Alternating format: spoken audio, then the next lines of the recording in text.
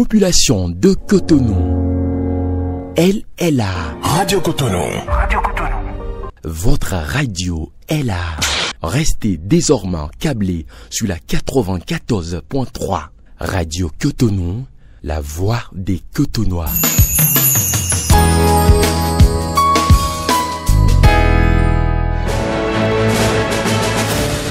Amis auditeurs, bonjour. L'école rouvre ses portes ce lundi 15 septembre. Plusieurs dispositions sont prises pour une effectivité de la rentrée, tant du côté des autorités que des acteurs de l'éducation. Quelles sont les dispositions, ces dispositions prises? Comment œuvrer pour une année scolaire réussie? Quels sont les principaux défis à relever?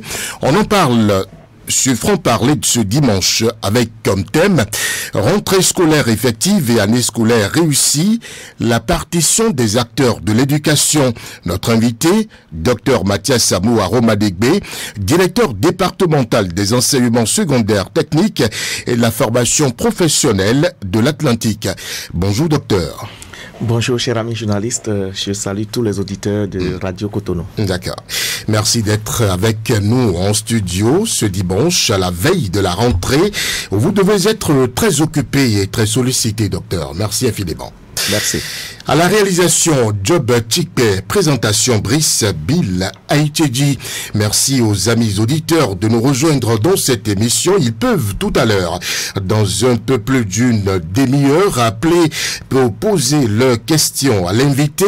Les numéros, je les rappelle, 01 68 87 67 00, 01 50 2 x 52 73. Vous pouvez également déposer vos questions sur le 01 40 18 10 20 01 40 18 10 20 numéro WhatsApp.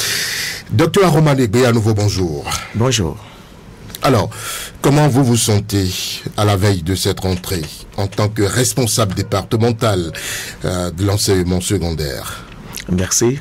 C'est vrai qu'il y a la pression parce qu'il y a beaucoup de choses à faire pour que la rentrée soit effective, mais je suis serein. Tout se passe bien. Serein? Oui. Il y a une forte pression? Il y a une forte pression. La pression vient d'où? La pression par rapport aux différentes tâches que nous devons exécuter en amont, afin que la rentrée dès le lundi prochain soit vraiment effective. Il y en a beaucoup. Beaucoup de... Dites-moi, c'est déjà quoi votre quotidien en tant que responsable départemental de l'enseignement? Déjà depuis 2 à 3 semaines, voyant déjà la rentrée proche. C'est quoi votre quotidien? Voilà, une rentrée scolaire se prépare du plus haut niveau, au niveau du gouvernement. Vous avez appris récemment, il y a eu le Conseil national de l'éducation qui depuis 3 ans ou 4 ans organise le séminaire de la rentrée où le point est fait, le point de l'année précédente est fait, et puis on projette tout ce qu'on doit faire pour l'année prochaine, pour que la rentrée l'année prochaine soit une réussite. Et un planning est élaboré, des diligences, et nous, au niveau département, nous sommes contraints de respecter tout ce qu'on doit faire normalement dans le cadre des résultats issus d'implémenter toutes les décisions prises au niveau national du Conseil national de l'éducation au cours de ce séminaire pour une année scolaire réussie. Et c'est par rapport à ces tâches, il y a des dates précises, c'est la mise en œuvre de ces tâches qui demandent un peu de pression, mais on est adapté, on le fait bien. Je suis vraiment serein et ça se passe très bien. Ça se passe très bien, d'accord. Oui. Alors, le directeur départemental de l'enseignement secondaire, de la formation technique et professionnelle, c'est quoi son rôle? C'est le ministre de l'enseignement au niveau du département, c'est ça? Oui, le rôle d'un directeur départemental, il représente le ministre dans son département et il est chargé de mettre en œuvre la politique éducative du gouvernement au niveau déconcentré, au niveau de son département, en collaboration avec tous les acteurs, notamment avec le préfet du département, et les élus locaux, les parents d'élèves, les membres de son administration, les différents services, les enseignants, et voilà, pour la mise en œuvre effective de la politique éducative. Il y a aussi un rôle de collaboration avec l'inspecteur coordonnateur des séquences d'inspection pédagogique du département. Lui s'occupe du corps de contrôle, ceux qui contrôlent la régularité de ce qu'on enseigne à nos élèves dans la mise en œuvre du programme. Donc dans ce rôle, le directeur départemental est en collaboration avec le CCIP pour la mise en œuvre du REAP, le réseau d'animation pédagogique. Et il est là en tant que directeur départemental, c'est lui qui fait des propositions aux différents postes de nomination. Il est là pour assurer la régulation du système éducatif. Là où ça ne va pas, il intervient. Là où il faut sanctionner, il prend des actes pour sanctionner. Et il signe aussi au niveau où il se trouve des actes pour favoriser l'obtention d'un certain nombre de choses par les enseignants. Par les enseignants. Voilà. D'accord. Rentrée scolaire effective et année scolaire réussie, la partition des acteurs de l'éducation, c'est sous ce thème que se tient la dominicale de vérité de ce dimanche, si je peux me répéter. Docteur Mathias Samo Aromadegbe, directeur départemental des enseignements secondaires techniques et de la formation professionnelle de l'Atlantique, est notre invité. Alors, dites-nous, la rentrée effective pour demain?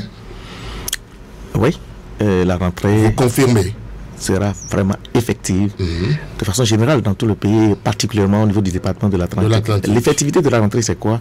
C'est que les élèves viendront au cours en kaki et vont prendre le tout premier cours de l'année scolaire. Et ce sera comme ça dans tous les établissements du département de l'Atlantique. Dans les établissements publics, les cours seront dispensés déjà dès demain. Public comme privé. Public comme privé. On s'est préparé pour. Oui. Alors, vous êtes préparé pour. Quelles sont les dispositions prises? Je sais que les membres de la Commission nationale de concertation, de consultation et de négociation collective, le gouvernement et les partenaires sociaux ont tenu une session extraordinaire récemment à Cotonou. Les différentes parties ont convenu de mesures garantissant une rentrée scolaire et universitaire effective et apaisée. Quelles sont les diligences faites, docteur Mathias Aromadegbe? Merci. Avant d'aborder ce point, je tiens vraiment à rendre un hommage mérité à tous les enseignants du département de l'Atlantique pour le sacrifice. Parce que grâce à leur sacrifice, le travail bien fait, nous avons obtenu des résultats élogieux l'année écoulée. Et je les invite à continuer à y mettre le meilleur d'eux-mêmes pour que ça puisse vraiment continuer. Hommage également aux parents d'élèves pour leur accompagnement. Leur accompagnement qui ne nous a pas manqué. C'est vrai qu'il y a encore des choses à régler au niveau du suivi des enfants à la maison. Mais d'ici à là, nous allons corriger ce qui a corrigé pour que l'année scolaire à venir ne soit la plus réussie que ce qu'on a connu par le passé. Au gouvernement, le gouvernement jouait sa partition tout au long de l'année dernière et s'apprête, sinon joue déjà sa partition pour l'année scolaire qui va commencer demain. Lors la dernière fois où le gouvernement a rencontré les centrales syndicales représentatives, le gouvernement a fait le point des diligences effectuées pour que l'année soit effective. Entre autres points abordés qui facilitent la rentrée scolaire, au cours de ces négociations, au cours de ces points-là, nous avons par exemple, si je prends les primes de rentrée des enseignants qui en ont droit, ces primes sont déjà positionnées au niveau des différentes banques. Ce n'est pas encore payé. C'est déjà positionné. Si c'est positionné, ça veut dire que c'est payé. Oui. C'est positionné. Oui, c'est déjà payé alors. Et les subventions pour le fonctionnement des établissements, il y a un certain pourcentage qu'on met à la disposition des établissements pour le démarrage de la rentrée. Cette subvention, le pourcentage qu'il faut est déjà disponible au niveau des différents établissements du département. Si je prends par exemple nos collègues AME, les aspirants au métier d'enseignants, Avant, ils sont payés à la fin du mois. Ils sont payés à la fin du mois. Une décision a été prise en Conseil des ministres pour qu'ils soient payés comme les autres fonctionnaires de l'État, c'est-à-dire entre 20 et 25. Voilà, ce sont autant de diligences effectuées par le gouvernement pour rendre l'année scolaire effective. Et avant ça c'est ce qui concerne la négociation entre le gouvernement et les centrales syndicales. Mais autre diligence, c'est que au jour bien avant, il y a eu déjà la publication de la liste. Bien avant cette réunion. Oui, il y a la publication des titres de nomination. Les chefs d'établissement, les membres de l'administration savent déjà où est-ce qu'ils vont officier l'année prochaine. Il y a déjà au niveau de chaque département, puisque cette année c'est une année de, c'est pas la mutation nationale, il y a deux types de mutations. Oui. Il y a la mutation nationale et la mutation qui se déroule chaque 3 ans, et la mutation départementale qui se déroule chaque année. Et ces listes sont disponibles et rendues publiques, et chaque enseignant sait déjà là où il va commencer la rentrée. Disponible à temps? À temps, bien avant. D'accord. Et nous avons fait déjà au niveau de tout le pays les journées de réflexion, les journées pédagogiques de l'année scolaire. Ça a été déjà fait. Le planning de l'année scolaire pour ce qui concerne le volet pédagogique a été déjà élaboré. On a déjà fait ces journées-là. Et les enseignants, pendant la période de pré-rentrée, c'est-à-dire la semaine qui vient de finir, sont déjà allés chercher chacun son emploi du temps. Nous avons déjà fait le déploiement des aspirants au métier d'enseignant qui ont confirmé leur disponibilité. Parce que tous ceux qui ont servi l'année dernière, on leur a demandé de confirmer leur disponibilité pour cette année qui vient. Les déploiements ont eu lieu déjà dans tout le pays, notamment dans le département de l'Atlantique. Et ces aspirants ont déjà pris leur emploi du temps, de sorte que dès demain, les cours puissent vraiment... Voilà, ce sont autant de diligences qui ont été effectuées dans le cadre de la réussite de l'année scolaire 2025-2026. D'accord. Est-ce que ces diligences et ces mesures que vous avez énoncées tout à l'heure suffisent? Est-ce que ça suffit pour qu'on ait une rentrée effective, réussie, apaisée et inclusive? Tout ce qui doit être fait est projeté et analysé au cours du séminaire de rentrée organisé par le Conseil national de l'éducation. Tout est en train d'être mis en œuvre et à bonne date. On a fait le point des établissements qui ont connu des désastres par rapport aux tornades où des toitures ont été enlevées. Le gouvernement a mis en place un dispositif qui est déjà sur le terrain. On a commencé depuis des mois par réparer tout ça pour qu'on ne parle pas de difficultés, de disponibilité de salles de classe, tout ça. Les établissements qui s'inondent habituellement, le point est fait, les dispositions sont prises pour que, même s'il y a plus, tout est mis en œuvre pour que dès demain, il n'y ait pas de problème, que la rentrée commence effectivement. Oui. Donc il n'y aura pas d'école, de salle de classe délabrée, des enfants sous les arbres, on n'en verra pas dès demain? Je ne pense pas. Ah, vous confirmez? Je ne pense pas. D'accord. Rentrée effective, les autres acteurs de l'éducation ont également leur partition à jouer. C'est quoi leur partition, docteur Mathias Amo Aromadébé? Enseignants, élèves, parents d'élèves. Vous parlez tout à l'heure de réglage au niveau du suivi des enfants. Ça concerne les parents d'élèves? Oui, les parents, vous savez, la réussite d'un enfant ne dépend pas seulement de l'enseignant qui dispense les cours. Ça dépend d'abord de l'apprenant, son assiduité, sa concentration au cours, sa régularité au cours. L'enseignant qui dispense les cours, les membres de l'administration qui assurent le fonctionnement de l'établissement et le parent de l'enfant. Lorsque l'enfant quitte l'école et rentre à la maison, il passe du temps à la maison. Il faut que le parent ait un regard sur ce que l'enfant fait. Des fois, il y a des parents qui qui mettent pied dans l'établissement de leur enfant le premier jour de la rentrée et ils ne reviennent que la fin de l'année pour constater les dégâts. Alors qu'en réalité, il faut être véritablement suivi. Ils sont pas présents. Voilà, il faut être en contact en permanence avec l'établissement où l'enfant fréquente, voir ce qui ne va pas. Est-ce que mon enfant est régulier? Est-ce qu'il apprend les cours? Et à la maison, il faut aussi demander ce qui se passe à l'école à l'enfant pour que payer les droits d'écolage, pour que l'enfant ne soit pas renvoyé. Parce que c'est vrai, on a demandé de ne plus renvoyer les apprenants pendant les devoirs. Mais on n'a pas dit de ne pas les renvoyer. Pendant les devoirs, on peut les laisser. Mais les tests prévoient qu'à partir d'un certain nombre de mois, après le démarrage, on peut remettre l'enfant à la disposition de ses parents s'il ne paye pas la contribution. Maintenant, si on renvoie l'enfant en dehors des devoirs et pendant les devoirs, on le laisse, il va rendre quoi? Il faut d'abord prendre le cours avant de rendre pendant les devoirs.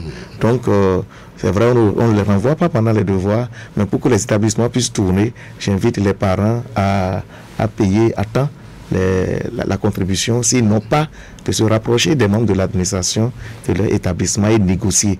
On peut payer par tranche. Les chefs d'établissement sont disposés à ça pour que de commun accord, les enfants ne soient pas pénalisés. Parce qu'il faut qu'ils soient vraiment présents, suivre les cours avant qu'on exige un résultat d'eux. Voilà, ce rôle, nous allons demander aux parents qui le font déjà de continuer à le faire, et ceux qui n'ont pas encore compris, nous leur demandons de commencer par le faire. Non, mais l'enfant, c'est la chose la plus précieuse. Il faut vraiment consacrer du temps pour l'enfant. Il y a aussi d'autres initiatives dans le pays qui permettent aux parents, bien qu'étant à distance, de suivre ce qui se passe dans l'école de son enfant. Il y a des téléphones portables. On peut appeler. Même si on n'a pas le temps de se déplacer, on peut appeler les membres de l'administration pour avoir les informations sur son enfant. Au niveau de notre département, nous mettons en place un dispositif où on compte au niveau des établissements le nombre d'absences totalisées par chaque apprenant. Et à la fin de chaque mois, on fait le point pour voir à tel élève à totaliser tel nombre d'absences non justifié dans ce mois. Vous en informez les parents. Lorsque ça atteint un niveau d'alerte, on interpelle les parents de ces élèves-là et on essaie, et ça contribue également à réduire le taux d'abandon dans les différents établissements de notre. Donc nous invitons les parents à être beaucoup plus disponibles pour nous accompagner. Nous, dans le cadre des préparatifs de la rentrée, on rencontre tous les acteurs.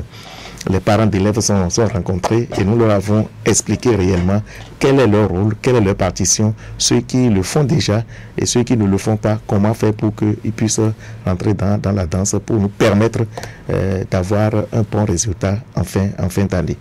Pour ce qui concerne les enseignants, encore une fois, je leur rends hommage. Parce qu'ils font beaucoup, les enseignants qui sont rompus à la tâche, et grâce à eux, nous avons eu au plan national les résultats que vous connaissez, et au niveau du département de l'Atlantique en particulier, ces résultats sont très élogieux, et je pense, en échangeant avec les représentants des enseignants, je vois l'engagement à leur niveau, et ça va se poursuivre. Je leur demande de continuer à se donner comme ils le font, pour que nous puissions améliorer notre performance, ce qu'on a eu l'année dernière, qu'on puisse améliorer. Pour ce qui concerne la direction départementale de l'Atlantique, les initiatives que nous avons pour les motiver, les actes que nous prenons pour les motiver, nous allons continuer à le faire.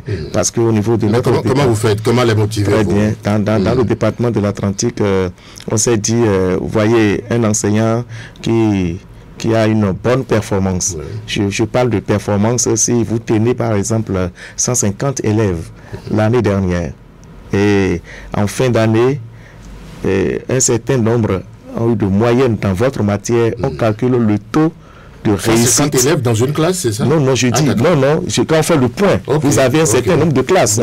Et on additionne, on voit le nombre d'enfants que vous avez à charge au cours de l'année. Maintenant, on calcule le taux de réussite pour votre matière. Je prends l'année dernière, je suppose que l'année dernière, vous avez eu 60% de taux de réussite dans votre matière. Et cette année, vous avez 65% de taux de réussite.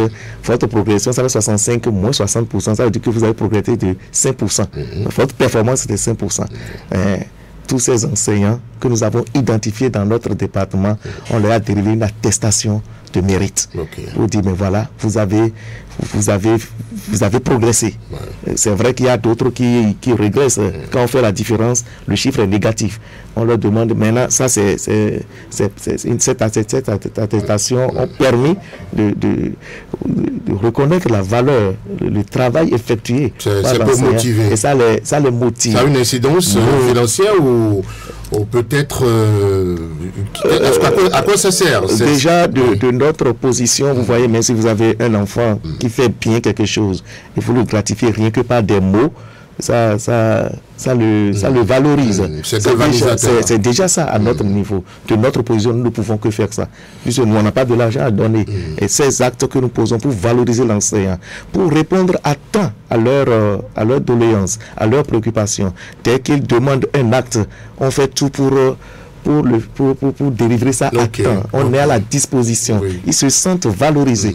Et nous allons continuer à le faire pour leur permettre de se donner au maximum. Et puisque chaque enseignant au niveau du département de l'Atlantique a commencé par comprendre qu'en réalité, on ne peut pas payer le sacrifice qu'ils font. Ce qui valorise réellement, ce qui constitue un sentiment de bien-être à leur niveau, c'est le résultat qu'ils obtiennent à la fin de l'année. Et chacun est omnulé par ses résultats, chacun poursuit ses résultats. Et c'est ça qui nous conduit et nous pensons faire mieux encore l'année prochaine. Voilà. Merci, Dr Mathias Samoa Romandegbe. On va rester dans le département de l'Atlantique. Pour la rentrée scolaire effective et réussie, vous avez énuméré tout à l'heure les dispositions prises en amont et les autres problèmes. Les problèmes, par exemple, non réglés qui pourraient perturber l'année scolaire. Problèmes d'enseignants, manque de salles de classe, dégradation des infrastructures. Vous avez rassuré là-dessus que tout a été réflexionné là.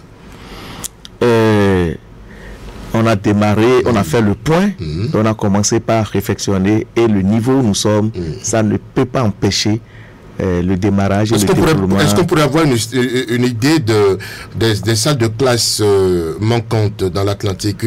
Vous avez les statistiques? Au niveau du département d'enseignement secondaire, salles de classe manquantes, non. Avec le système de salles de classe volantes, il n'y a pas d'enseignants, ou bien il n'y a pas de salle de classe sous les arbres, ou bien sous, comme on le dit là, non. Dans le département de l'Atlantique, tout se passe bien. Je profite de l'occasion pour remercier le gouvernement qui a construit beaucoup de salles de classe pour régler ce problème.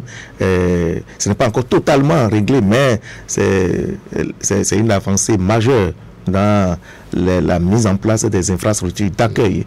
Je prends par exemple le cas d'un CG La Verdure qui est en train d'être totalement transformé avec beaucoup de salles de classe en dehors de ce que le gouvernement fait.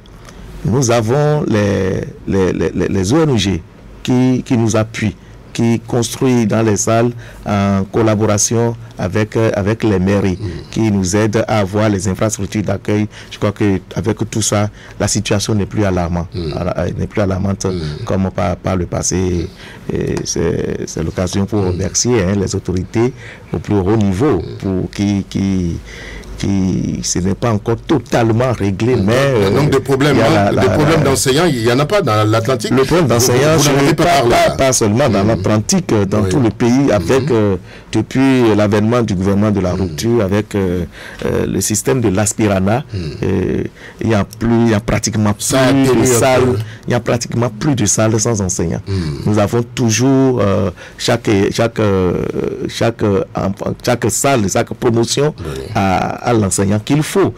Vous savez, c'est un système très dynamique parce que les aspirants, c'est une base, et lorsqu'on fait le point des besoins de non couvertes dans une matière donnée, on évalue le nombre d'aspirants qu'il faut et on les sort de la base, on les redéploie. Et maintenant, quand on les redéploie, s'il y a un aspirant trouve mieux ailleurs, ou bien s'il a une bourse d'études pour aller continuer ses études à l'extérieur, rien ne le retient. Il abandonne. Et quand on constate que il y a des suppléants, La base est toujours là. Et lorsqu'on fait le point au gouvernement, le cabinet déploie le nombre manquant et puis on comble le vide. Et c'est ça qui fait qu'il y a la stabilité. Nous n'avons plus dans le système secondaire aujourd'hui le manque d'enseignants depuis l'avènement du système d'Aspirana. Oui. Est-ce qu'on pourrait dire qu'il y a stabilité? Ça suppose que une salle de classe dont l'enseignant est AME, les élèves peuvent avoir peut-être 3 à 4 enseignants au cours d'une année, non?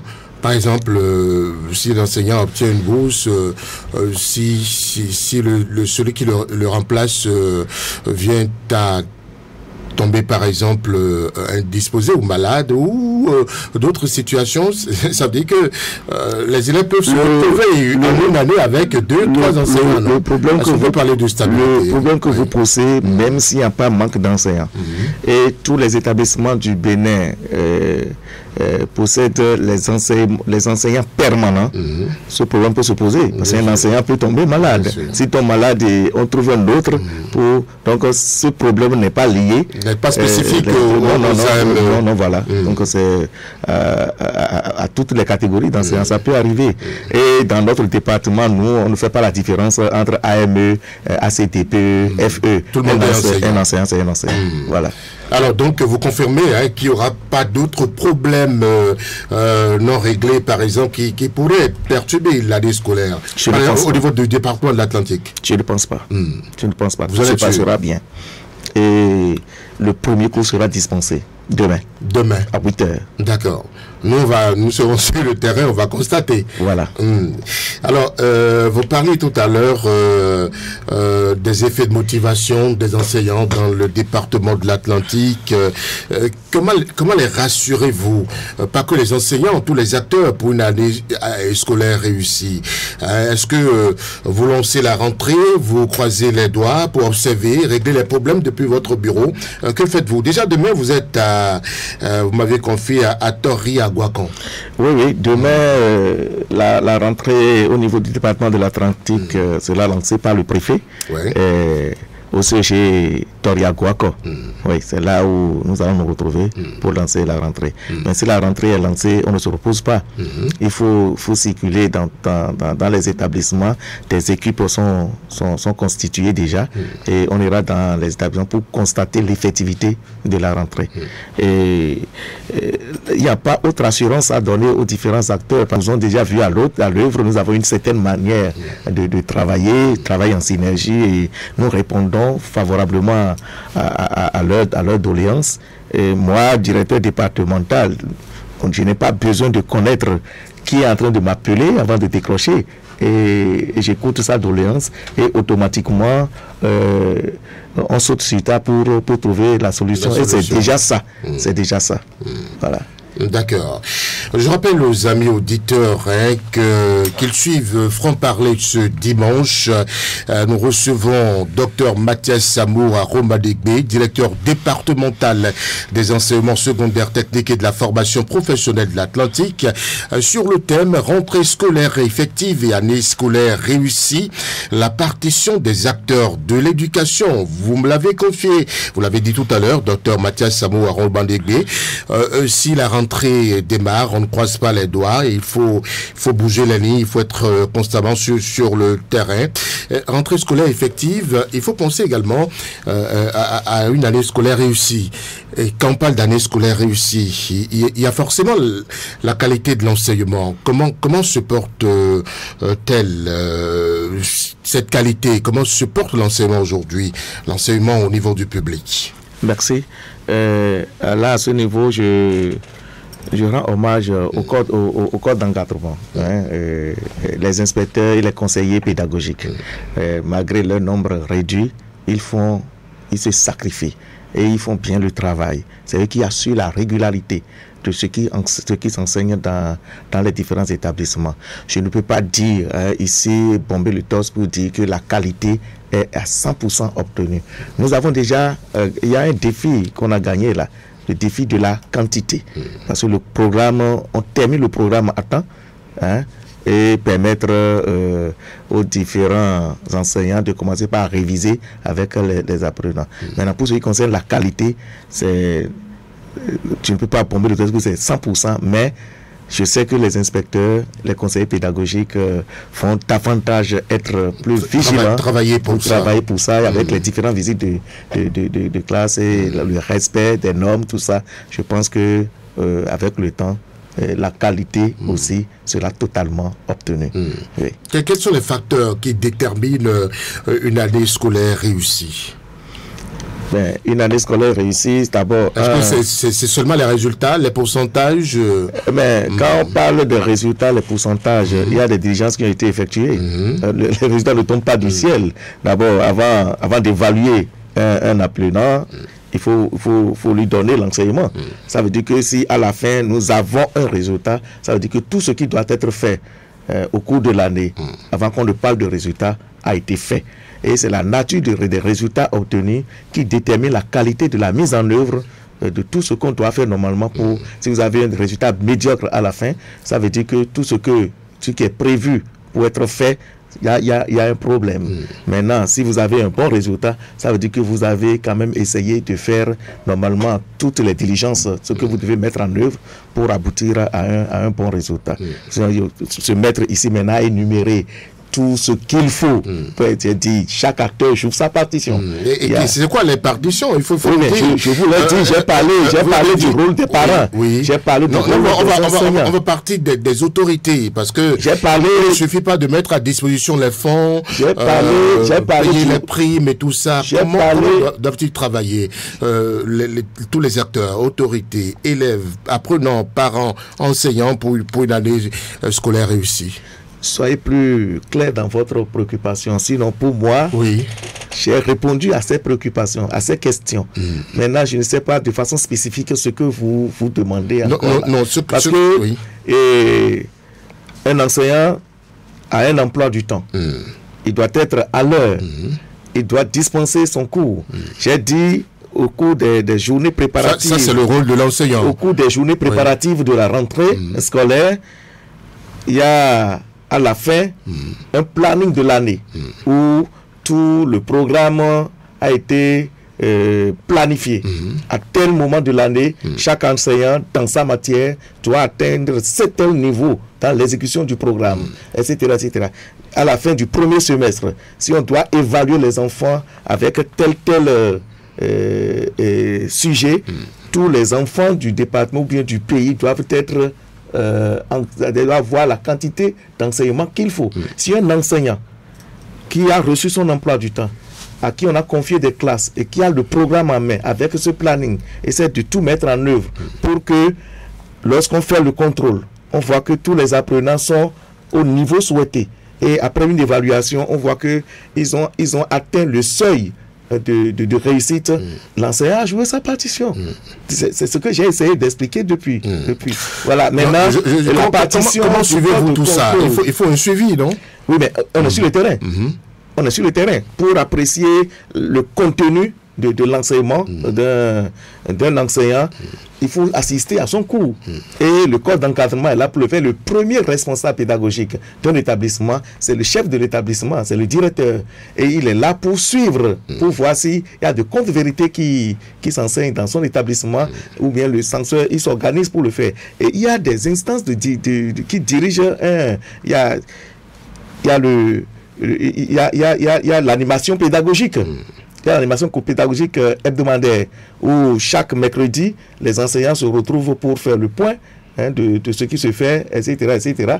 Il y a le chef de l'établissement, il y a les inspecteurs, il y a chaque zone, on a confié des conseillers pédagogiques qui interviennent dans chaque zone pédagogique pour suivre un peu ce qui se passe dans les établissements. Et tout ça là pour assurer la qualité de ce qui se fait dans les établissements.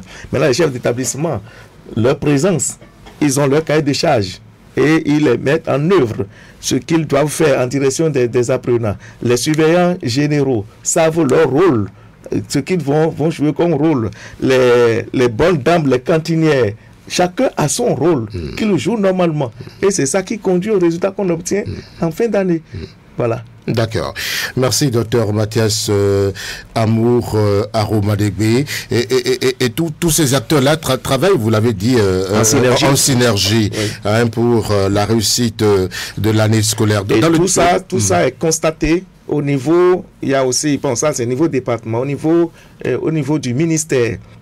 Il y a un cadre qui est mis en place où chaque mois, on fait la revue des performances pédagogiques, où chaque directeur départemental présente le niveau atteint dans le programme dans son département, pourquoi il y a retard dans telle matière, qu'est-ce qu'on met en œuvre, quelle stratégie mettre en œuvre pour rattraper, et ça se fait chaque mois au niveau du ministère, où chaque directeur départemental planche, on va jusqu'à faire le point du taux de décrochage, les enfants qui abandonnent, pourquoi ils abandonnent, comment faire pour réduire le taux d'abandon. Il y a tout ça qu'on fait, et ça fait partie des éléments de régulation pour permettre de suivre un peu tout ce qui se passe dans le pays.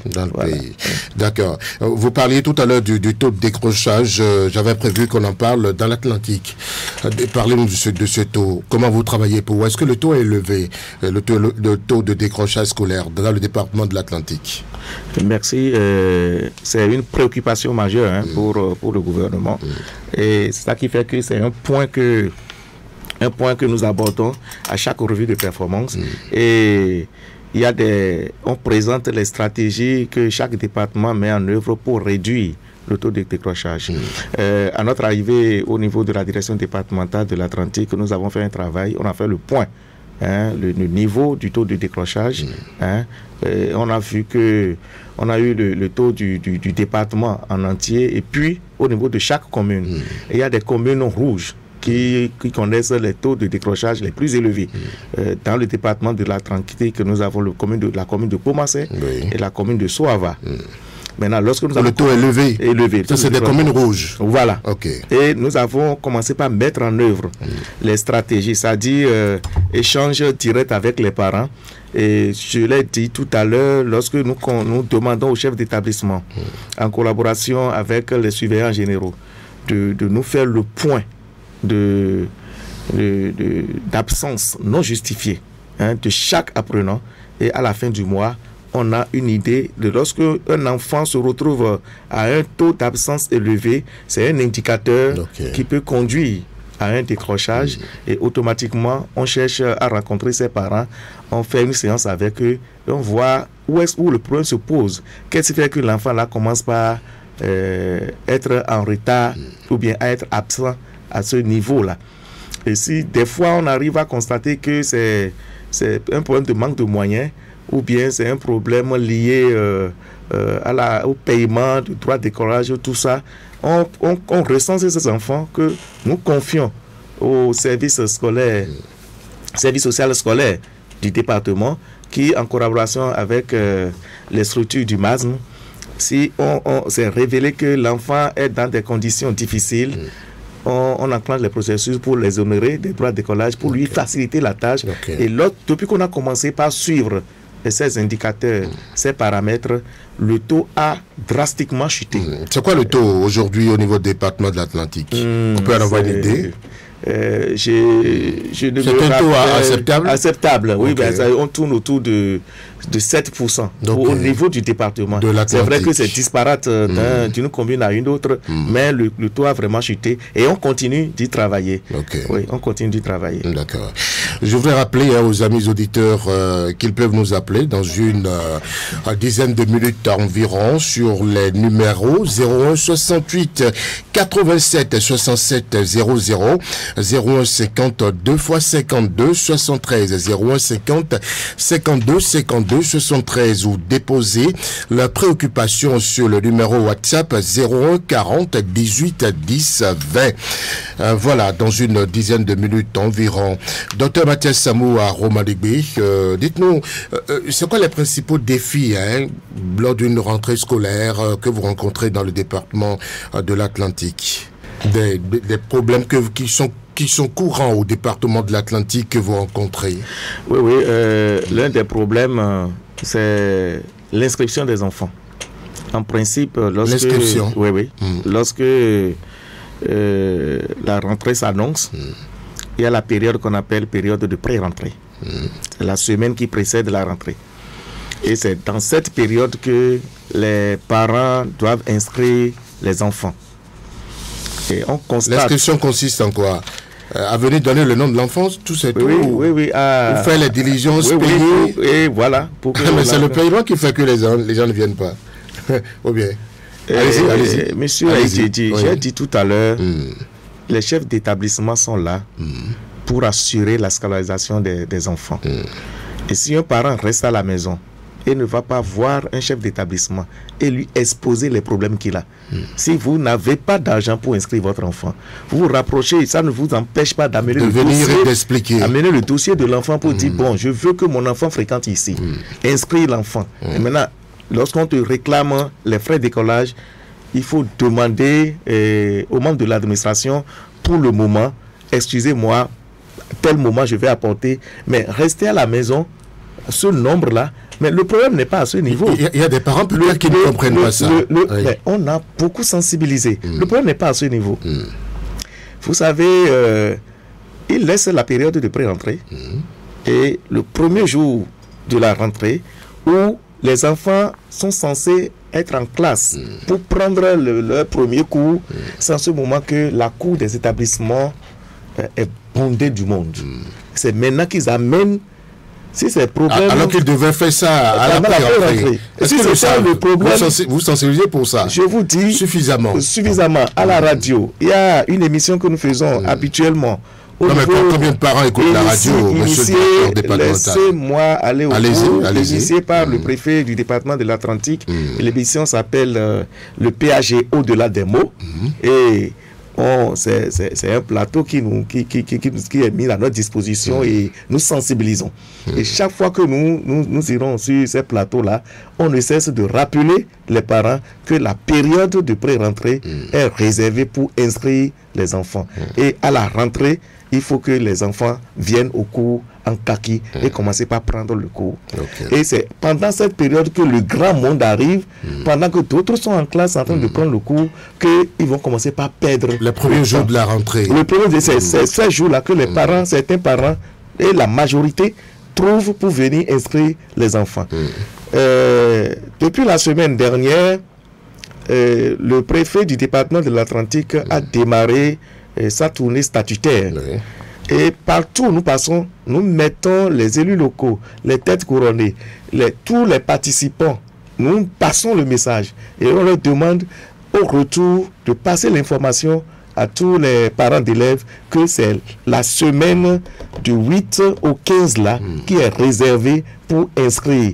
Si vous voulez changer d'établissement à votre enfant, si vous voulez que votre enfant continue dans un... Est-ce que ce que vous dites, vous assurez que ça va vers les concernés véritablement? Comment ça se fait? Est-ce qu'on met en contribution? Oui. On a même demandé au chef village de Gongoné pour sensibiliser. Ils le font. Mais c'est une habitude qui a la peau dure, mais peut-être avec le temps, ça va s'améliorer. Sinon, peut-être que M. Aïtedji va nous proposer une autre stratégie pour atteindre les parents, pour leur demander de venir inscrire. Voilà un des défis, pas seulement dans la transition, pratiquement dans tous les départements. Quels sont les autres défis que vous rencontrez souvent, à part le problème d'inscription? Si par exemple un événement inattendu, s'il y a orage, s'il y a une grande pluie qui provoque l'inondation, voilà, c'est un défi auquel on peut être confronté et rapidement, ensemble avec les élus, on essaie de trouver des engins pour faciliter l'accès dans les établissements. Voilà. Voilà, en gros, c'est pour le moment ce que je peux dire en termes de défis pour le démarrage de la rentrée. Mais avec le temps que nous observons là, on n'aura pas ces difficultés. Il n'y a pas de défi spécifique. Parce que ce qui peut nous surprendre, c'est lorsque on passe mal le mois d'août, si on ne réfléchit pas à anticiper. si on n'anticipe pas les problèmes éventuels qui peuvent arriver, qu'on peut être surpris. Vous avez suffisamment anticipé. On a circulé, on a fait le point des établissements susceptibles d'être inondés, on a fait le point des établissements qui ont des toits enlevés, et les dispositions sont prises pour que les problèmes liés, les problèmes que ces états de choses peuvent entraîner dans le démarrage de la rentrée, on a essayé de les prévoir ça pour que ça ne nous surprenne pas. Voilà. J'adore votre sérénité, monsieur le directeur départemental. Mais souvent, ça dit qu'il y a un fossé entre ce qu'on dit et ce qui se passe sur le terrain, malheureusement. Vous avez des exemples au niveau? Non, je n'en ai pas malheureusement, mais demain pour montrer ce que vous avez fossé. Je prie pour que demain votre sérénité soit, enfin, qu'on puisse remarquer que sur le terrain tout va bien, comme vous le dites si bien. Nous n'avons aucun pouvoir d'empêcher les problèmes de survenir. Mais nous avons le pouvoir de trouver des solutions aux problèmes dès que ça se pose. D'accord? Donc, quand il y a problème, ça devient intéressant, ça fait réfléchir et on trouve des solutions. Et maintenant, une solution trouvée à un type de problème nous permet de garantir que ce type de problème, à l'avenir, nous maîtrisons ce problème désormais. Et c'est ça qui fait avancer les choses. Voilà. Mais dit ici que on aura zéro problème. On ne maîtrise pas les aléas. Il y a des choses qui échappent à notre volonté. Mais quand ça arrive, c'est la capacité de faire face à ces problèmes et de trouver des solutions. Non, quand j'en parle, je parle pas forcément des problèmes qui vont survenir à l'avenir. C'est-à-dire que des problèmes déjà latents qui sont là, est-ce que tout est réglé? Parce que vous donnez l'assurance que 100% tout est bon et qu'il n'y aura plus rien, quoi. C'est sur ça, Vous voulez que je vous fasse peur? Non, c'est pas ce que je veux. C'est pas ce que je veux. J'ai comme l'impression que vous voulez m'amener sur un terrain. Non, pas du tout. Vous voulez que je vous fasse peur? Pas du tout, je ferai pas cet exercice-là. Moi, je sais que tout ce qui peut être problème, nous y avons réfléchi et nous y avons travaillé. Et je pense que la rentrée aura lieu. D'accord. La rentrée aura lieu. 01 68 87 67 à 00, 01 50 52 52 73. Vous pouvez nous appeler maintenant, chers amis auditeurs, pour intervenir dans cette émission. Posez vos questions à l'invité, Dr Mathias Samo Aromadegbe, directeur départemental des enseignements secondaires techniques et de la formation professionnelle de l'Atlantique. Vous pouvez également déposez vos préoccupations sur le 01 40 18 10 20. Job Tikpech, je vais prendre le tout premier intervenant déjà en ligne. Bonjour. Bonjour, monsieur le journaliste. Bonjour. Merci de vous présenter. Bonjour, monsieur Aromadegbe. Bonjour, cher ami. Moi, on m'appelle Idrissou Liami de Koumayon. Nous vous écoutons. Aujourd'hui, nous constatons que ça ne va pas au niveau de l'enseignement. S'il faut rentrer dans le matériel que les enfants utilisent aujourd'hui, bic, cahiers, ne sont pas de qualité. Avant, on calquait dans nos cahiers. Mais aujourd'hui, vous calquez dans vos cahiers, le cahier est déchiré immédiatement. Ça veut dire que ceux qui fabriquent ceux qui fabriquent ces matériels, même les auteurs, on ne fait que changer les auteurs chaque année. Ce n'est pas normal. Alors, monsieur Idrissou Liamidi, on change quoi? Les auteurs? Les auteurs des livres. Les auteurs des livres, d'accord. Et nous constatons que chaque année, la rentrée n'est pas paisible. Et que chaque année, il faut affûter les constituants. Pourquoi? Et comment faire pour éviter que chaque année, nous avons cette difficulté. Puisque nous sommes des êtres humains. Comment faire avoir de l'eau, de l'électricité en permanence, les subventions atteintes, l'implication des APE, la qualité n'existe plus au niveau de l'enseignement. Autant j'ai dit, les élèves sont sortis, sont des produits finis. Je dis autant j'ai dit, les élèves sont des produits finis. On les recrute immédiatement. Pourquoi aujourd'hui le jardinage, l'élevage, la menuiserie n'est pas dans l'enseignement? Et qu'une fois les enfants finissent, ils sortent, ils deviennent des sans-travail, c'est-à-dire qu'ils nous encombrent même à la maison. Et je remercie l'État qui au moins a enlevé la crève. Les temps de grève sont finis. Mais il n'a qu'à penser, l'État n'a qu'à penser aux enseignants, même faire la politique de l'habitat pour les satisfaire.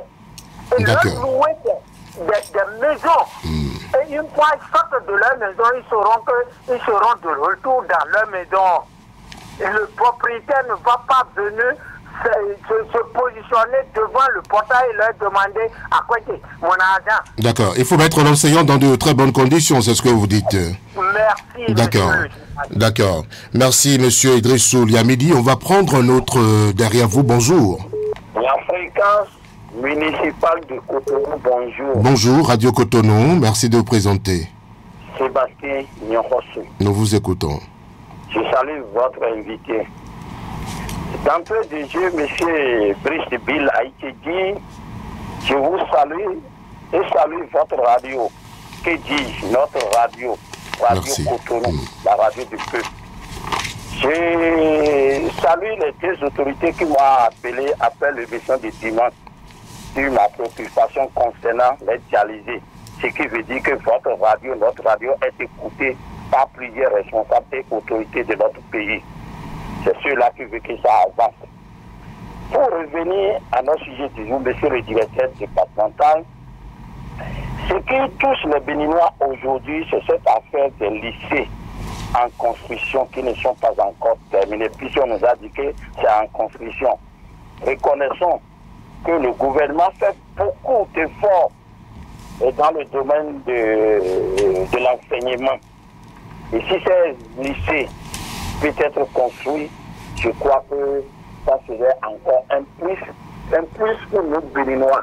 Parce qu'aujourd'hui, les lycées techniques sont très importants pour nous. Deuxième chose, monsieur le directeur, la rentrée est pour demain. Est-ce que les subventions à allouer à nos écoles sont déjà envoyées? Parce que par le passé, nous avons vu, c'est qu'à la rentrée, quand les gens ont commencé par aller à l'école, qu'on commence par chercher les subventions, et comme il n'y a plus de grève, les personnes dénoncent, nous les directeurs croisent les bras et forcent les parents à cotiser. Si vraiment l'État peut anticiper et vite envoyer cela avant demain, si ce n'est pas ça, ça serait une très bonne chose. Troisième chose, il y a plusieurs écoles, de nos écoles aujourd'hui, qui manquent de WC, d'où WC. Il y a d'autres qui en ont, mais c'est plein, mais on ne les vide pas. Et les enfants, vous savez ce qui peut se passer. Les toitures d'une certaine place et d'autres écoles attendent encore la construction parce que les enfants étudient encore dans des paillons. Monsieur le directeur, je sais qu'à Cotonou, vous n'avez pas plusieurs de ces cas, mais allez dans notre département le plus profond. Je vous remercie pour vos explications. Nous avons pris bonne note et nous attendons demain dans la semaine pour voir si tout ce que vous avez dit ici, sur la radio, appelé franc-parler, parce que ici c'est franc-parler. Si vous n'êtes pas franc, demain on va le dire encore. D'accord. Monsieur Sébastien Yokosu. Merci beaucoup. Merci. Merci pour cette veille. Bonjour, auditeur en ligne. Oui, bonjour, Brice Bill. Bonjour, à qui avons l'honneur? Je suis Rougan Éloi, le sécu de Fifonti, arrondissement de Toba, commune d'Abo-Mekalafi. Nous vous écoutons. Directeur, bonjour. Bonjour, mon sécu. Comment ça va? Très bien. Nous sommes dans le même arrondissement. Tout à fait. Ok. Et moi, je voulais parler de réinscription. J'ai 3 préoccupations. Réinscription. Deuxièmement, vous savez bien que le CMG, Tampé là, c'est dans mon quartier c'est Fifonti. Et pourquoi le CMG est Tampé? Je veux que vous allez, dans les jours à venir, vous allez essayer de corriger ça. On doit mettre CMG Fifonti. Troisième pour terminer, le CMG Tampé présente un aspect qu'il y a non avenant. C'est clôturé avec de tôle. Moi qui est ici, j'ai fait CMG dans Grand Eau. Mais l'école n'est pas comme ça, le CMG n'est pas comme ça, même l'école primaire. Mais on dirait que nous sommes dans un village. Moi, ça me fait quelque chose. Hein? Toi-même, tu vois ce que je suis en train de dire. Le CMG, tant qu'on dit là, c'est dans mon quartier Fifonti. Hein? C'est clôturé avec tôle. Il faut venir corriger ça, s'il te plaît, directeur. Toi, tu es à Marie-Greta, moi, je suis à Fifonti. Il faut essayer de corriger, s'il te plaît. Monsieur Loirungan, en première préoccupation, vous avez parlé de réinscription, vous n'avez pas posé la question. Je vous demande d'être un peu plus explicite. Dans les écoles privées, c'est ça? Vous dites? Dans les écoles privées? Oui, il y a les écoles privées. Oui. Votre question, c'est quoi? Vous n'êtes pas d'accord avec, c'est ça? Non, je ne suis pas d'accord. D'accord. Ça fait jusqu'à 10 000, 20 000. Pour la réinscription. Il faut corriger ça. D'accord. D'accord. C'est nous qui vous remercions d'être passé sur franc-parler. Auditeur en ligne, bonjour. Bonjour, Brice Bilaïtedi, bonjour. Franc-parler. Bonjour. Je suis Mathieu Rontonou. Mathieu Rontonou, nous vous écoutons. Après ma première autorité de Fifonti, Ilmarouga, c'est Sémékodi. Je vous appelle de Sémékodi. D'accord, nous vous écoutons. Merci beaucoup. Monsieur le directeur, bonjour à vous. Bonjour, monsieur Mathieu. Quel que soit ce qu'on dira, la rentrée aura bel et bien lieu demain. Tout à fait. Voilà. Et c'est une bonne chose. Mais s'il faut parler, nous avons toujours, nous sommes toujours campés en position de garder la mémoire. Je voudrais m'accentuer sur certains collèges. Je ne pourrais pas nommer, je suis dans la commune de Sémékodi, je l'ai bel et bien dit. Le CG2 des Paix, M. Brice Bilaïtedi a été dit, je sais que lorsque vous entendez, vous allez déjanter une équipe sur ce CG dès demain pour constater l'état dans lequel se trouve ce collège. Malgré tout, malgré les budgets défendus devant la représentation depuis des lustres, ce n'est pas bien, ce n'est pas joli à voir. Et sur la situation des armées, bien avant ça, c'était les vacataires, on les appelait. Mais on n'a pas encore fini, comment dirais-je, leur situation. Mais nous avions vu sur la toile, notre recrutement est lancé. Alors que la situation de ces armées est restée sans solution, je dirais. Si nous sommes dans de bonnes conditions, comment voulez-vous que nous ayons le résultat? Malgré tout, il y avait les grèves qui étaient suspendues. Puisque nous sommes dans un pays démocratique et respecté, ils sont respectés. Mais dans quelles conditions pensez-vous qu'ils soient? Vous, aujourd'hui, vous êtes directeur, mais vous avez été enseignant. Vous avez été enseignant. Est-ce que c'était dans ces conditions que vous avez enseigné? Je voudrais finir. M. Brice Bilaïtedi, si le directeur départemental, bien sûr, de l'Atlantique, peut porter notre voix au niveau du directeur départemental de Wémé, bel et je parle bien de la maternelle primaire. C'est une situation qui ne dit pas son nom sur l'école maternelle d'Akodi à Gogo. Dès demain, je suis sûr, moi-même, je serai sur le terrain, je viendrai sur les 94.3 pour reporter ma contribution pour le développement. Monsieur le directeur, recevez mes remerciements et continuez comme ça. Ce n'est pas au hasard que vous êtes à la tête de ce département. Merci. D'accord, merci Mathieu Rantonou. On prend un tour d'Ardé maintenant. Bonjour. Monsieur le journaliste, bonjour. Bonjour, à qui avons l'honneur? Hugues Gapovi, je vous appelle depuis Rélier. Vos préoccupations? Je dis merci à la radio pour l'émission, cette émission-là, c'est vu juste. Monsieur le journaliste, monsieur l'invité, et moi je suis à Rélier. Et chez nous ici à Rélier, vous voyez tellement que Rélier est tellement grand, nous avons qu'un seul collège.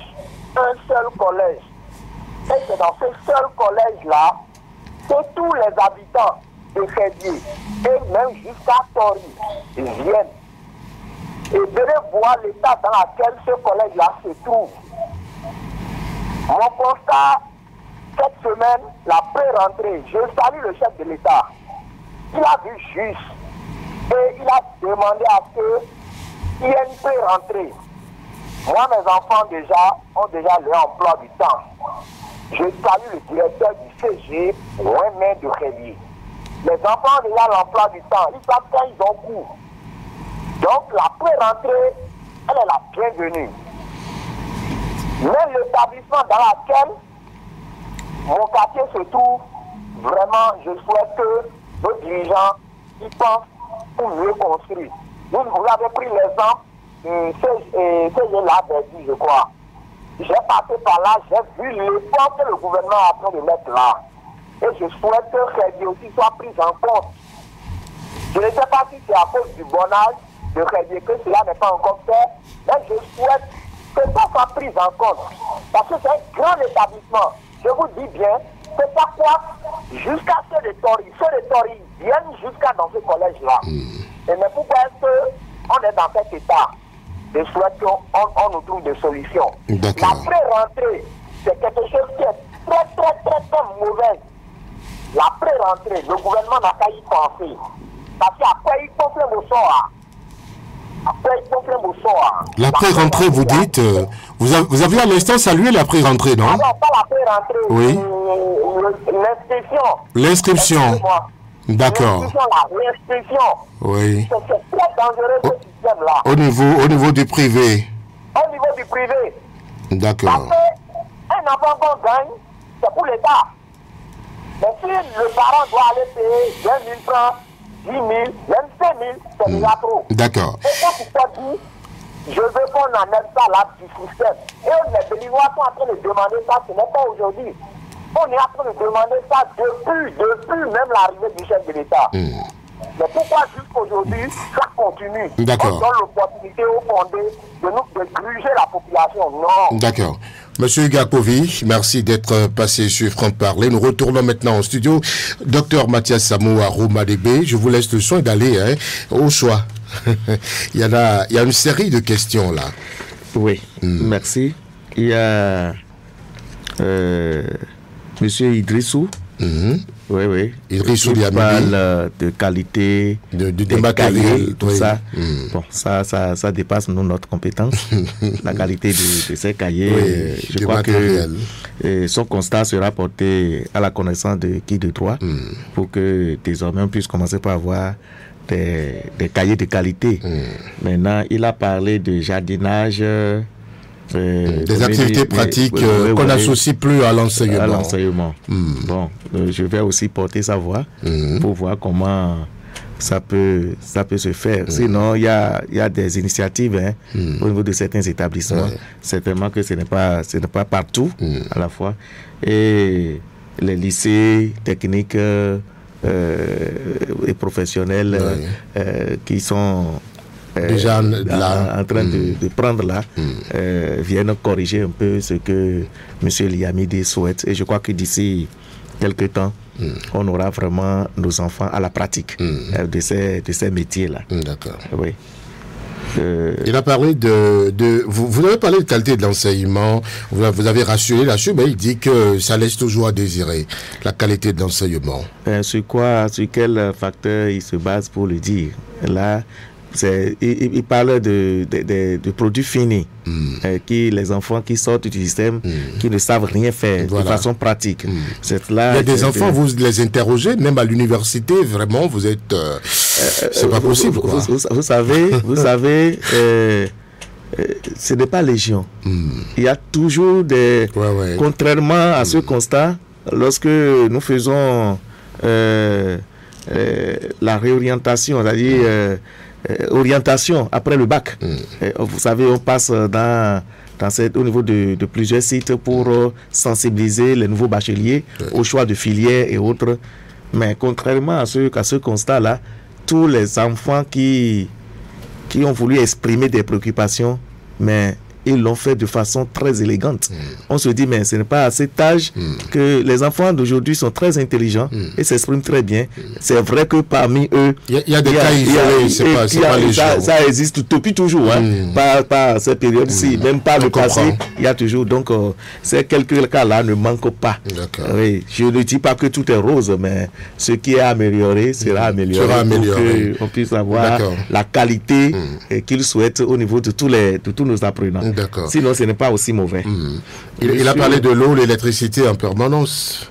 Oui, bon, je ne sais pas les établissements qui... Il y a des établissements non électrifiés, non?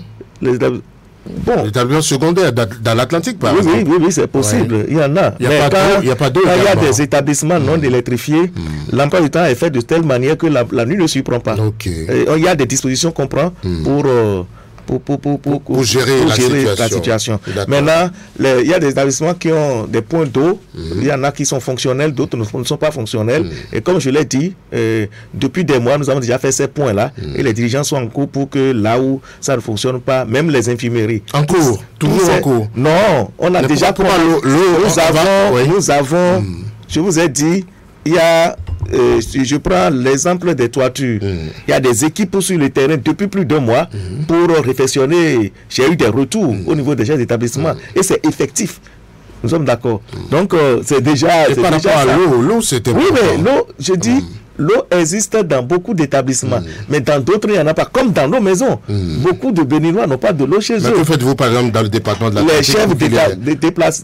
Non, mais il y a des gens de bonne foi. Moi, par exemple, j'ai donné de l'eau à des écoles primaires. Quand je constate que j'ai donné des points d'eau à des écoles, en tant que citoyen, il y a d'autres qui le font. Maintenant, si dans votre milieu, vous constatez que le problème se pose et l'établissement n'a pas encore les moyens pour le faire, vous venez en aide. Sinon, il y a des efforts qui se font.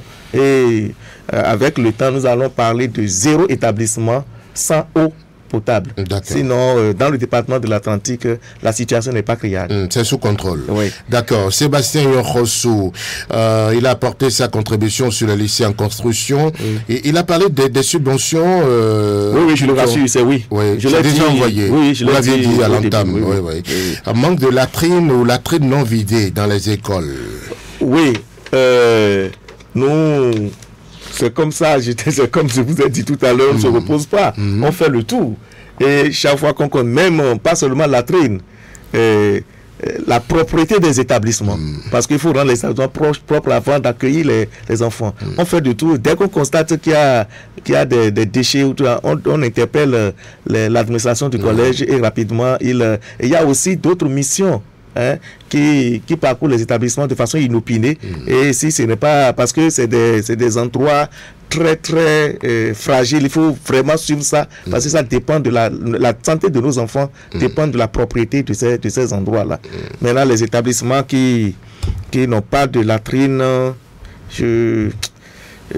pas du tout là, je ne pense pas. Il y a le cas du CEG Cocotomé, là, il y a 2 ans, mais c'est réglé. C'est réglé. Oui, c'est réglé. Dans tous les établissements au niveau du secondaire, dans l'Atlantique, on a oui. Je latrine fonctionnelle. Je ne dis pas que tous les établissements de façon formelle, mais si comme M. Nyokosou vient de dire, s'il y a des parents qui constatent le problème dans un établissement, ils nous informent et nous on fait la descente pour corriger. D'accord. Voilà. D'accord. Infrastructure à réhabiliter, vous avez déjà répondu à cette question.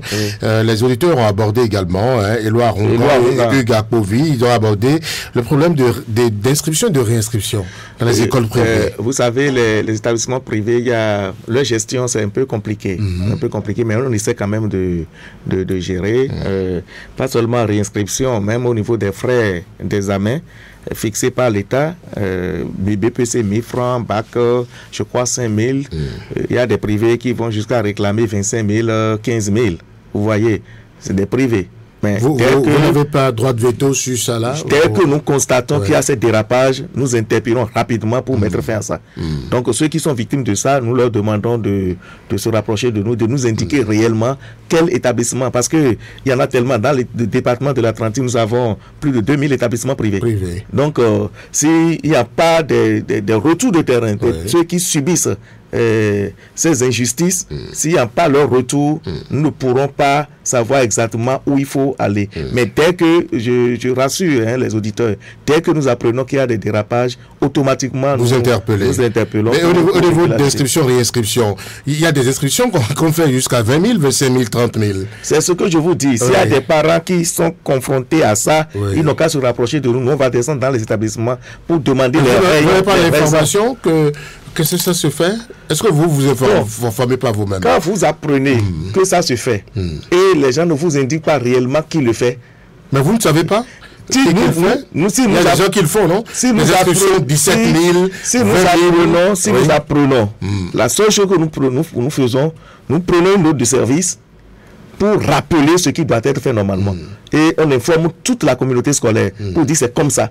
Nous sommes d'accord. Mais s'il y a des dérapages, les parents qui sont victimes de ces dérapages, j'ai cité un certain nombre de choses, et frais d'examen, tout ça là, s'ils se rapprochent de nous, on descend là où les gens ne respectent pas les dispositions et on les rappelle. Donc c'est pas possible de supprimer sur ce cas-là, inscription, réinscription. Bon, là c'est une décision qui dépasse ma compétence de directeur départemental.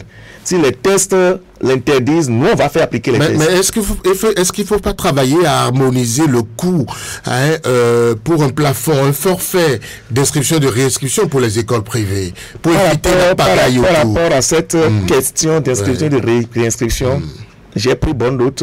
Je connaissais, j'ai pris bonne note et je vais me rapprocher. Je vais porter l'information au niveau qu'il faut pour que une solution soit trouvée. Pour le bonheur des populaires. Des citoyens. On reste avec Éloi Rongan. Il dit que le quartier, son quartier à lui, les chefs quartier, le quartier s'appelle Fifonsi, mais le CEG s'appelle Tankpé, que c'est une injustice. Vous êtes... la dénomination des CEG, nous, c'est la population qui souhaite avoir un CEG qui identifie le domaine. Nous, tel que nous sommes ici, nous avons besoin d'un CEG. Et l'initiative vient toujours de la population et ils construisent souvent le premier bâtiment. Et là, l'État envoie les agents qu'il faut pour animer ces établissements-là. C'est à la création qui donne le nom de l'établissement. Et ils ont aussi la possibilité de demander le changement de dénomination. Nous sommes d'accord. Donc je vais lui demander de se rapprocher du conseil intérieur de son établissement, du CEG Tankpé, pour que ça puisse devenir CEG Fifonsi. Pour poser le problème. Ils n'ont qu'à s'entendre avec les parents d'élèves, les membres de l'administration, pour faire le dossier. Et là, le ministre va donner une suite favorable ou défavorable. Parce que si c'est bien argumenté, le changement de dénomination, ça se fait. Il n'y a pas de problème. Il n'y a pas d'inquiétude. On ne va pas imposer ça. Non, ça va se faire. Il a parlé toujours du CEG Tankpé qui présente un aspect non avenant. Il y a plusieurs projets qu'on devrait mettre en œuvre au niveau du CEG Tankpé. Et vous savez, les investisseurs, les ONG, l'État, même l'État ne peut pas investir sur une terre qui n'est pas sécurisée. Le CEG Tankpé a un problème domanial. Et le CQ sait bien. Et la solution, c'est au niveau du conseil communal d'Abomey-Calavi. Oui, c'est un problème de relogement des gens qui se trouvent à l'intérieur du CEG. Et on a fait plusieurs séances avec le préfet, avec le conseil communal d'Abomey-Calavi, et des engagements ont été pris pour reloger, pour trouver un autre un autre lieu pour ceux qui se réclament le terrain du CEG. Et dès qu'on a un titre qui sécurise, il y a beaucoup de projets qu'on peut mettre en œuvre et ce que le CEG souhaite, ça sera fait. Ça sera fait. Oui. D'accord. On va le même problème par rapport au CEG Révier. CEG Révier, il y a aussi, c'est toujours le problème de lotissement du Révier qui se pose à ce niveau-là. Et je crois que les autorités sont à pied d'œuvre. Parce que Gapovi a souhaité que ce qui se fait au niveau de la verdure soit... Oui, même si l'État a la volonté de le faire, il y a un problème, tant qu'il n'y a pas la sécurisation du site, on ne peut pas. Voilà. D'accord. On va terminer avec Mathieu Rantonou, qui a parlé du CEG2 paix. Je crois que ça ne relève pas de votre... Voilà, malheureusement, je vais...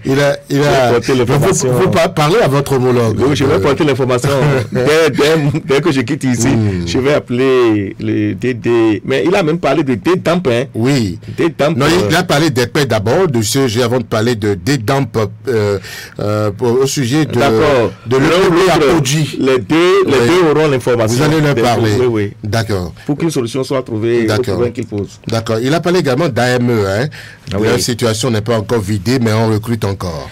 Vous savez, il a parlé de moi-même pour dire j'ai été enseignant avant d'être directeur aujourd'hui. Oui. Malgré tout ce qu'on dit, le système d'Aspirana comparé au système de vacataire. À l'ancien système. Que j'ai été vacataire. Je crois que le gouvernement fait un pas de géant.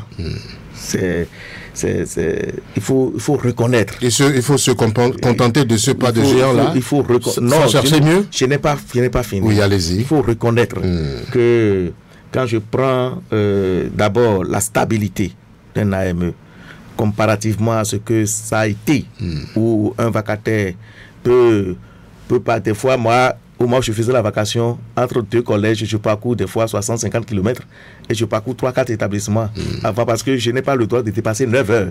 Et pour réunir 36 heures, vous voyez le nombre d'établissements que je vais parcourir d'abord avant d'avoir 36 heures. Mais tout ça là, c'est du passé.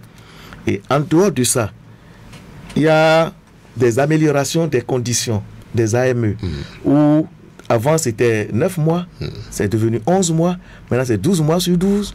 En dehors de ça, il y a d'autres, les enfants des AME sont exonérés des droits d'écolage comme les autres enseignants.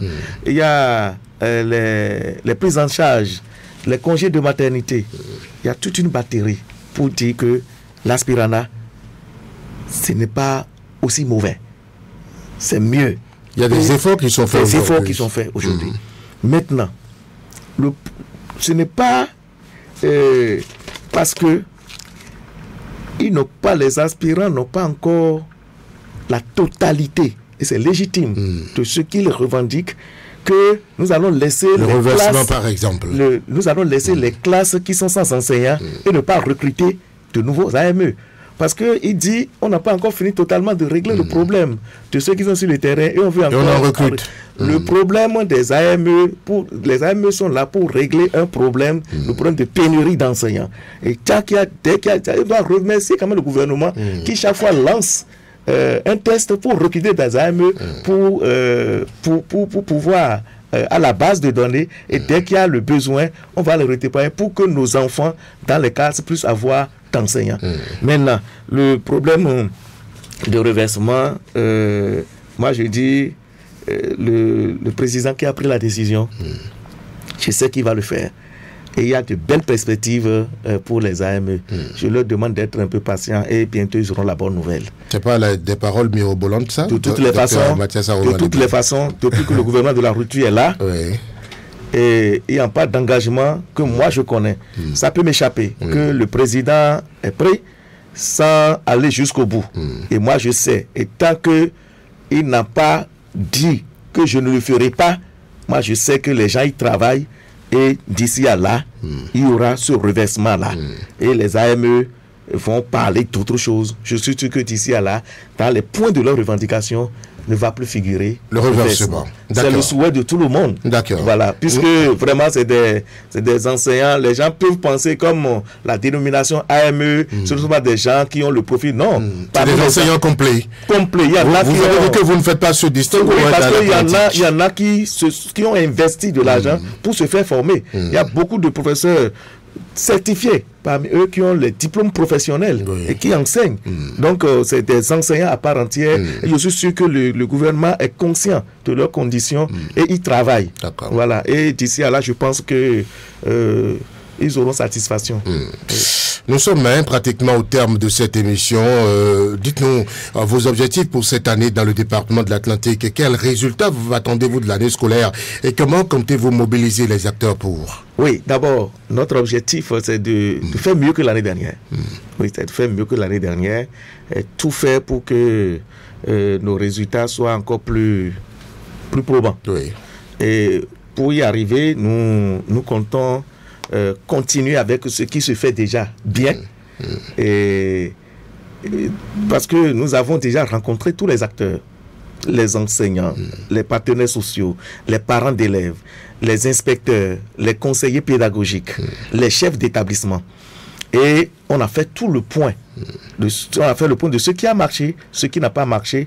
Et on va travailler sur ce qui n'a pas marché pour vraiment maximiser les résultats au cours de l'année. Et puis, ça ne peut se faire que à travers une synergie d'action.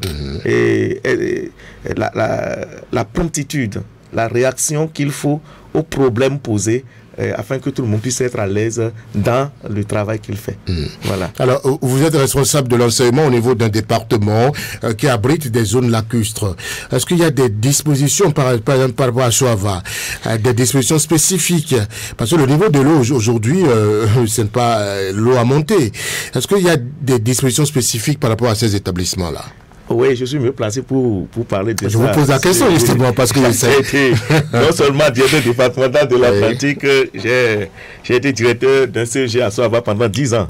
Donc j'ai été directeur de CG Veki. C'est de là que j'ai quitté pour la direction départementale. Les mesures sont souvent prises. Laquelle mesure? Par exemple, l'année dernière, tous les enseignants du lac ont reçu ont reçu, c'est pour tout le pays, mais ont reçu des bottes, des gilets de sauvetage pour se protéger. On a commandé des bacs et le ministère a commandé des bacs motorisés. Qui ne sont pas encore venus? Les établissements ont des bacs, mais c'est pour rénover un peu. D'accord. C'est pour dire que le gouvernement est conscient des conditions de travail sur le lac et réfléchit tous les jours pour apporter des solutions. C'est vrai que tout n'est pas rose. On n'a pas dit qu'on a tout fait. Mais l'essentiel, des efforts sont faits et continuent de se faire. D'accord. Nous sommes au terme de cette émission. Docteur Mathias Samour Aromadegbe, votre mot de la fin. Bon, mon mot de fin, c'est de souhaiter une bonne rentrée scolaire à toute la communauté scolaire du département de l'Atlantique et d'inviter les enseignants de continuer à faire ce qu'ils savent bien le faire. Et les parents d'élèves, je les invite à toujours nous accompagner, à suivre les enfants. Et c'est vrai, la période de pré-rentrée est passée déjà. L'année prochaine, je profite de votre canal pour demander aux parents, dès qu'on dit pré-rentrée, de tout faire, de se mobiliser pour inscrire les enfants, pour qu'on ne perde pas de temps scolaire. Parce que si, pendant que les enfants doivent être déjà en classe en train de prendre le cours, c'est en ce moment-là qu'ils seront dans les rangs pour se faire inscrire. Parce qu'il faut s'inscrire avant qu'on ne t'affecte dans une classe et avant que tu ne prennes ton emploi du temps. Alors qu'il y a déjà des élèves qui ont déjà leur emploi du temps. Donc je les invite à vraiment prendre ça en considération.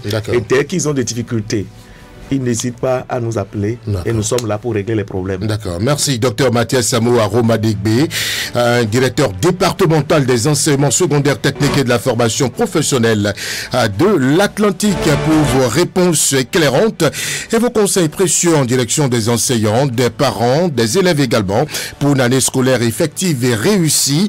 Nous avons pu comprendre que la réussite de l'année scolaire dépend de la partition de chaque acteur de l'éducation, notamment des des autorités, des enseignants, des parents et des élèves. On en sait également un peu plus sur les préparatifs et les mesures d'une année scolaire effective et réussie dans le département de l'Atlantique.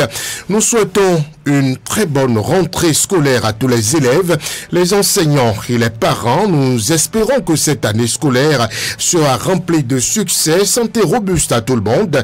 Merci aux auditeurs de Radio Cotonou pour leur intarissable fidélité et à notre équipe, l'équipe qui nous a conduits avec à sa tête Job Chikte. À très vite sur Radio Cotonou.